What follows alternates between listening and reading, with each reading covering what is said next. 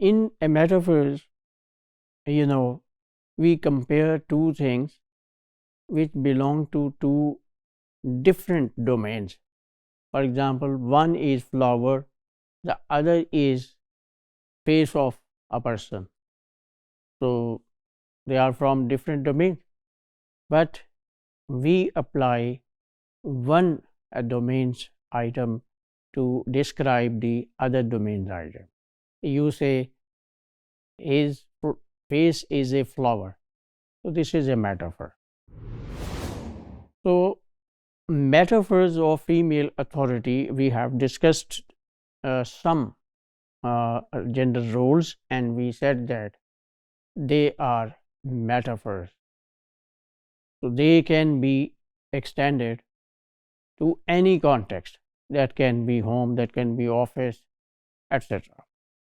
In this module, we will elaborate this theme further. Metaphor, why are they important? First of all, metaphors represent our worldviews, what we think about world. In business magazines, one common metaphor is business is war. Now, this is a kind of thinking. So business leaders who are commanders and their staff are troopers, if they follow this business metaphor, they would think their business as a battlefield. They are competing with different business companies, and they would work to defend their interests like troops in a military, and they would command the managers, the owners. They would command their workforce, their military, to gain supremacy, dominance over the market. These metaphors are used for both men and women. Now, if you see this metaphor, there is no such restriction that in this metaphor we will just apply it to females or just apply it to males. So it is gender neutral, in other words. Such women are shown. If we talk about women of business,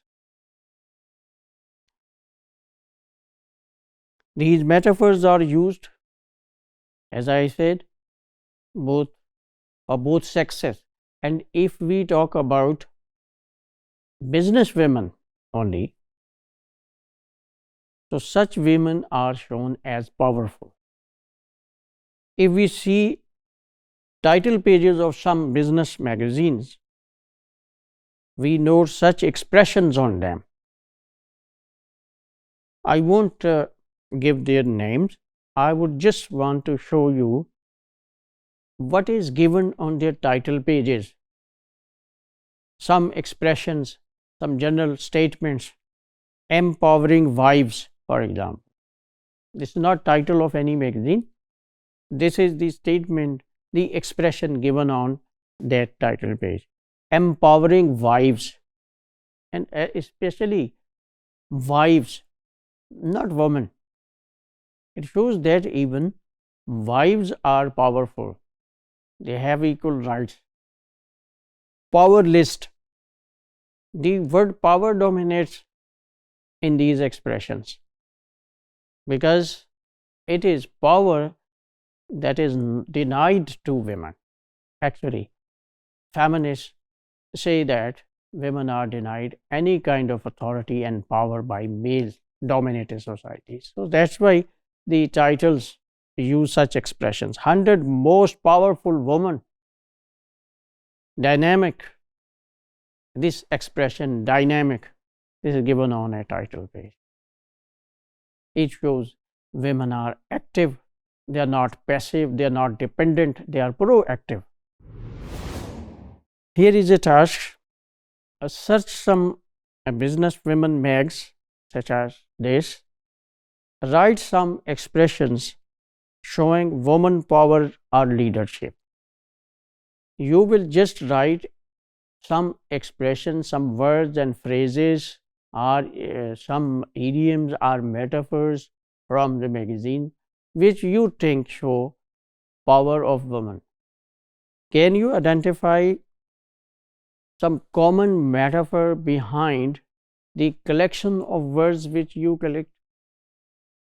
The kind of metaphor that I showed you in the beginning of the module, business is war.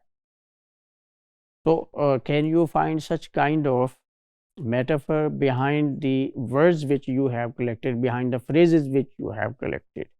And if you have got some metaphor in your collection, can you make some different metaphor for the same purpose? This is your task. Some metaphors promote gender difference in metaphors. Business is a sport. Now see, within metaphors we find gender difference. This is something very interesting, that even metaphors sometimes they show gender difference. We have different metaphors for males and different for females. For example, business is a sport and businessmen are athletes. Obviously, they are for males. Business is serving to others and business women are carers. Now, caring for others and service to others and caring for relations, so these are the things which are associated with females. In the second kind of metaphor, business is serving to others, it is linked with women. So even metaphors are different. Female figures are compared with low status roles sometimes in press reports and create an ironic and belittling effect. Belittle means to make something little, किसी चीज को छोटा करके दिखाना. This is belittling. So when female figures, their personality, their appearance, their features are reported in press, they are given using such words that it looks that the reporters are ridiculing, making fun of women. It was noted in a pre-election TV debate between male and female politicians, and this debate was discussed by the author whose reference is given in your material. A female politician who features like an Iron Maiden is likened with a head girl. There was pre-election debate.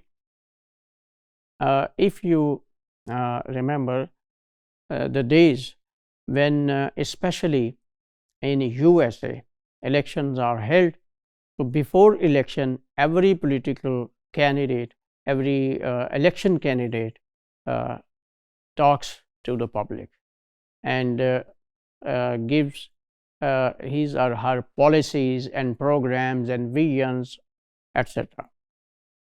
So some women politicians also took part in such debates, and when the reporters reported them in press, see, they likened them with, they compared them with head girl,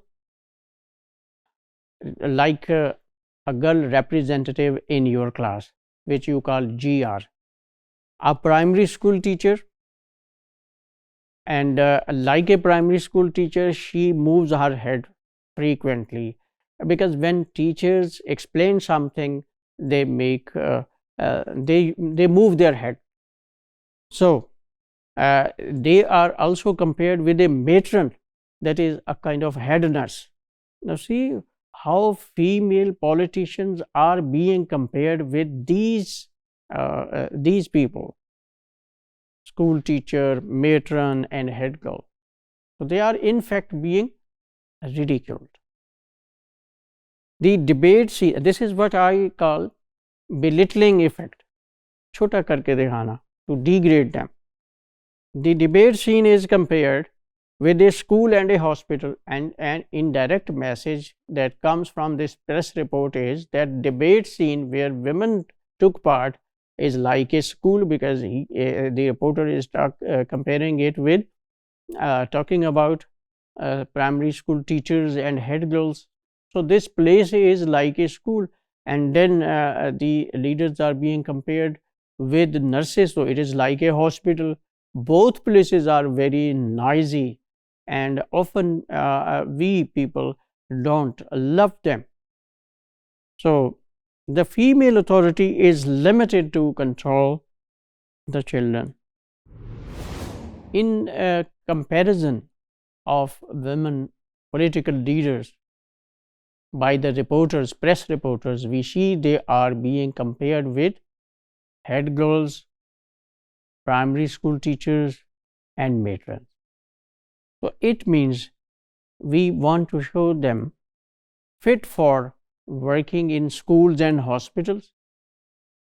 To take part in politics is not their job, because politics needs authority, and authority doesn't match with them.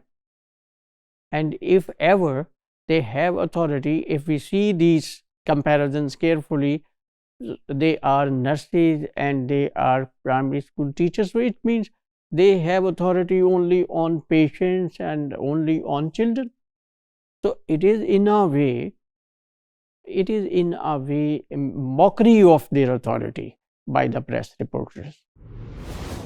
So we conclude that metaphors convey concept of female authority in a society. Businesswomen are shown powerful in metaphors because of their powerful position, but when we come to women in politics, we are confused. We are not clear about their authority. This is evident, this is clear from the kind of metaphors which we have discussed in this module.